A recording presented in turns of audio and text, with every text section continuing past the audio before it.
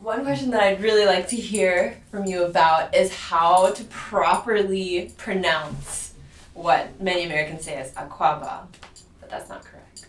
It's really akua'ba. Uh-huh. Akua'ba means welcome. Akua'ba means doll, like the fertility doll. It's akua'ba. So could you tell us a little bit about which ethnic groups or groups of people in Ghana the dolls are specifically affiliated with and what language that's in? It's really from Tree language, and it's pronounced as, it sounds like C-H-U-E, which is tree, but it's spelled as T-W-I, tree.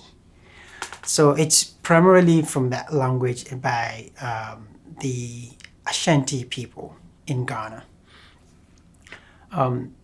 Historically, akua'ba doll is used as a way for women to wish for fertility, and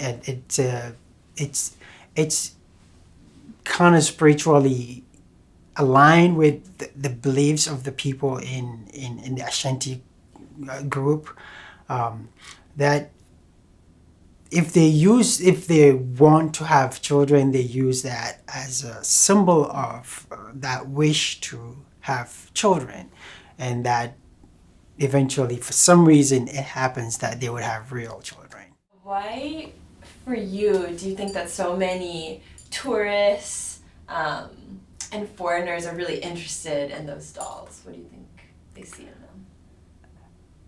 I would first say it's because this story has been told over and over again. It's a very interesting story, and especially for foreigners, it's such a unique story. So when they hear that, that gets their attention. They want to have a piece of it, and that I'm talking from an artist's perspective. I'm also an artist. I personally have produced them when I was in college in Ghana at the Kwame Nkrumah University of Science and Technology. Yeah. So we produced them, and we have learned to know what kind of features the foreigners would want to buy, and then we will just literally produce them for the foreigners. Yeah, I would love to hear more about that. What was your experience making them for tourists, and did you make them look a little bit different, or? And mostly different, and make it look. Sometimes we kind of project the features, and which we learn that they like to see, and then they would be buying those. Like the what, projected features, the projected lips, projected nose, and the eyes bulging. They would be drawn towards that. So interesting. Yeah, this is from an artist's perspective. Yeah. If you want some answers, maybe from the tourist perspective, perhaps it would be a good idea to have a tourist. So the last question that I've been asking everyone is, when you hear the title of the exhibition, which is African Brilliance, what comes to mind for you personally?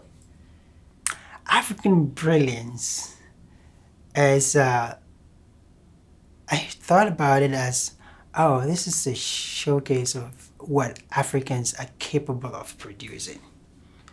And it has such a positive connotation that we're not backwards. We are also just as brilliant as anybody around the world.